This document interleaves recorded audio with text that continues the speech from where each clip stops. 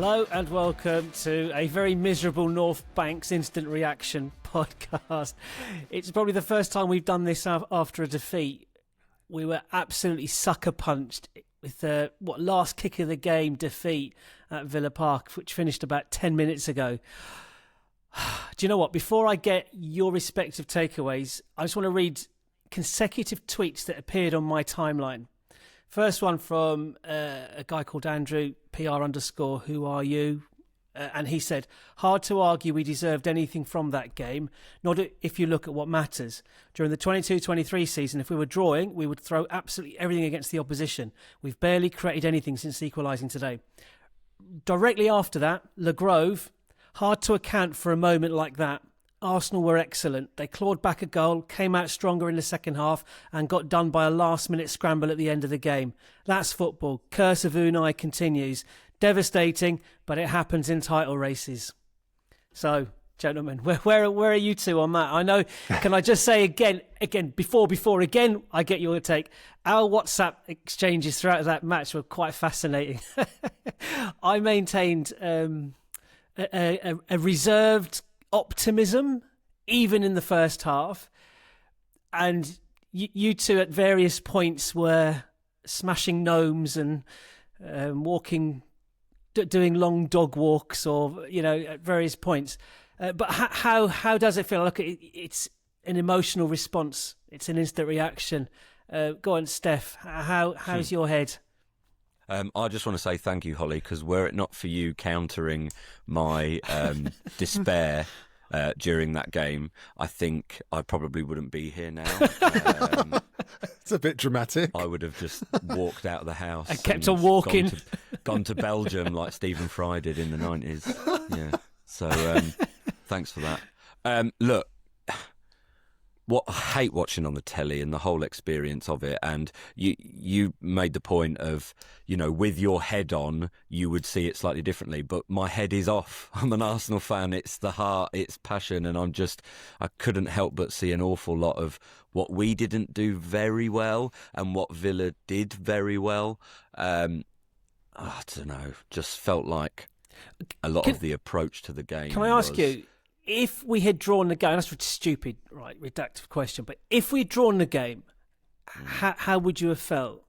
I would have felt relieved, just relieved more than anything, because we certainly wouldn't have done anything had it been a draw to have won it. And, there were times we were hanging on as well. I had an exchange with someone on one of our socials where, there was a period in the second half where we looked like we were on top and maybe we'd even get that second. But then Villa managed to wrestle back a bit of control and it looked like we were hanging on. So I get where Le Grove is coming from in that this can happen, and we've certainly done it to enough teams. A couple of years ago, we did it to Newcastle earlier this season as well.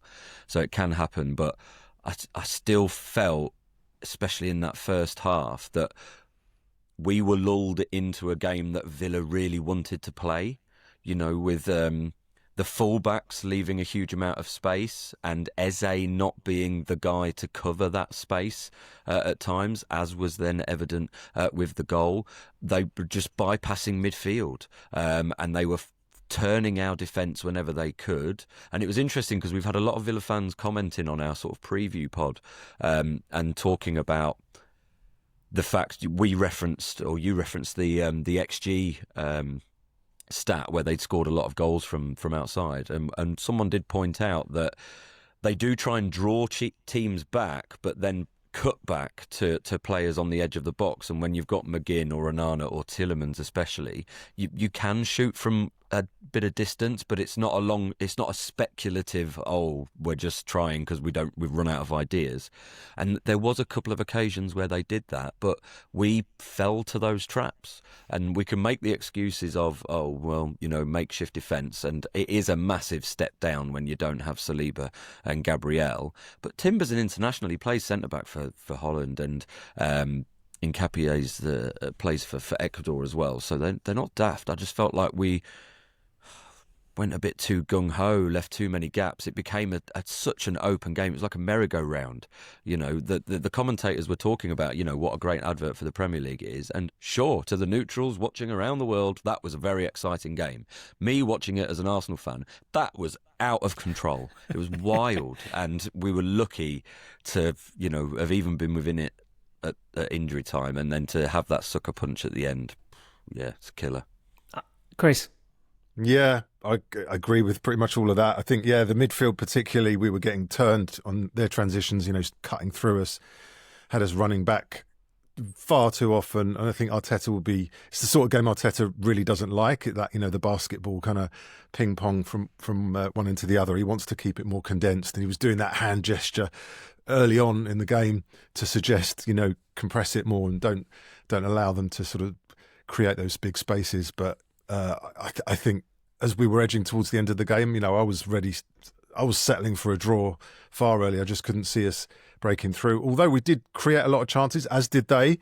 My favourite mantra of we'll rue these missed chances. I felt we created enough, maybe not clear cut, but enough good chances to maybe convert one of them or make the keeper work at least.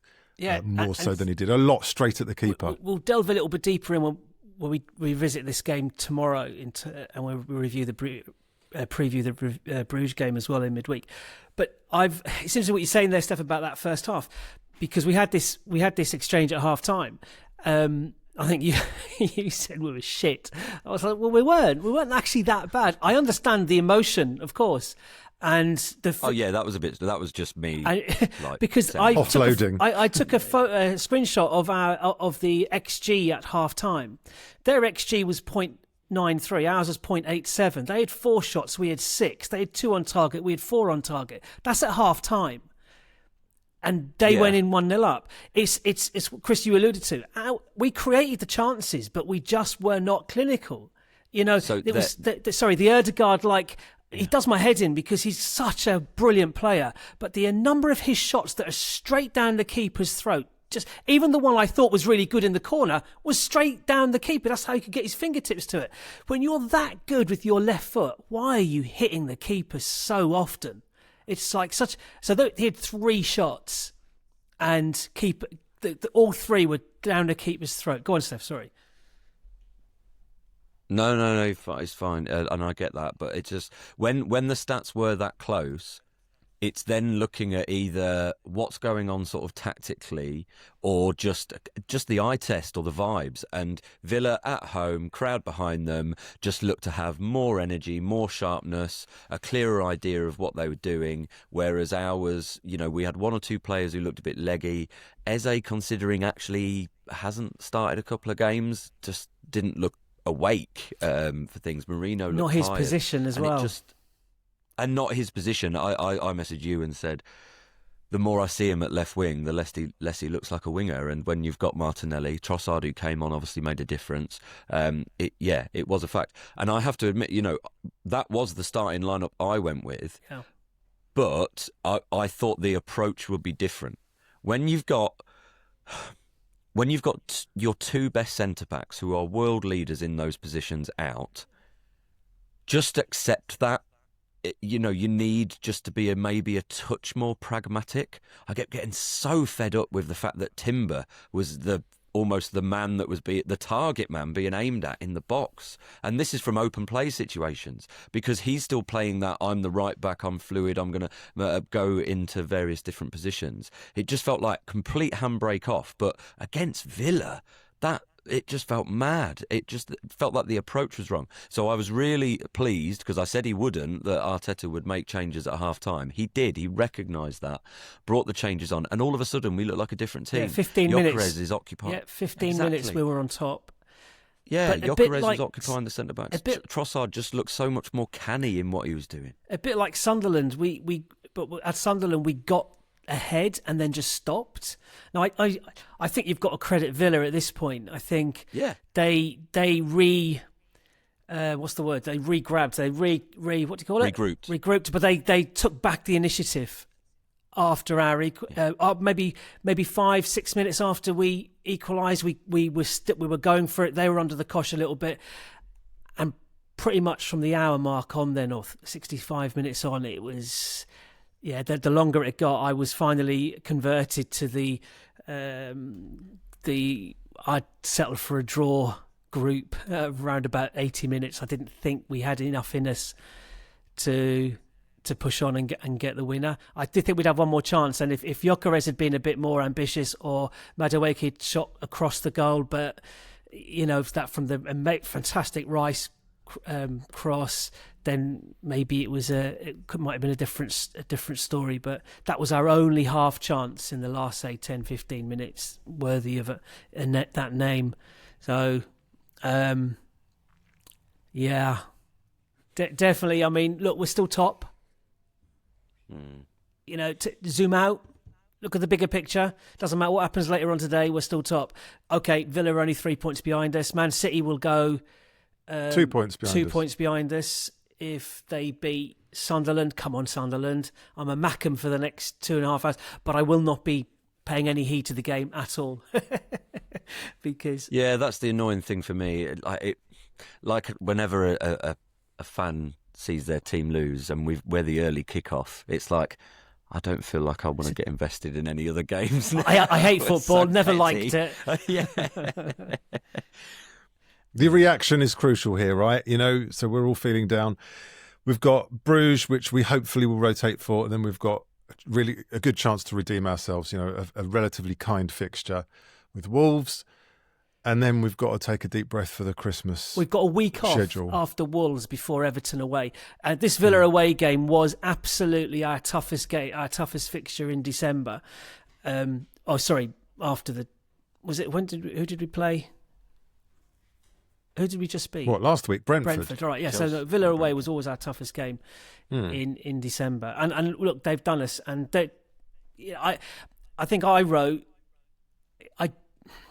I don't think it's a game we deserved to lose necessarily, but it's definitely a game that Villa did more than us to win.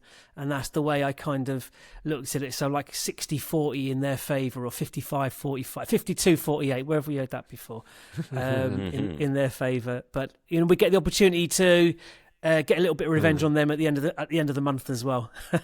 Trossard went off injured. It didn't look too bad, but it was enough for him to come off again.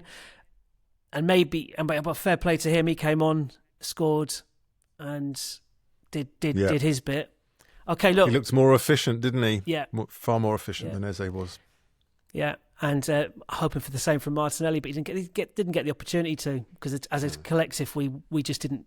We had no control at all in that last 10-15 minutes, and the goal kind of summed that up nicely or unnicely. Horribly, cruelly, whatever. Literally the last kick of the game. I mean, ridiculous. Like they kicked off and blew the final whistle. It's a penultimate kick of the game. Gutting.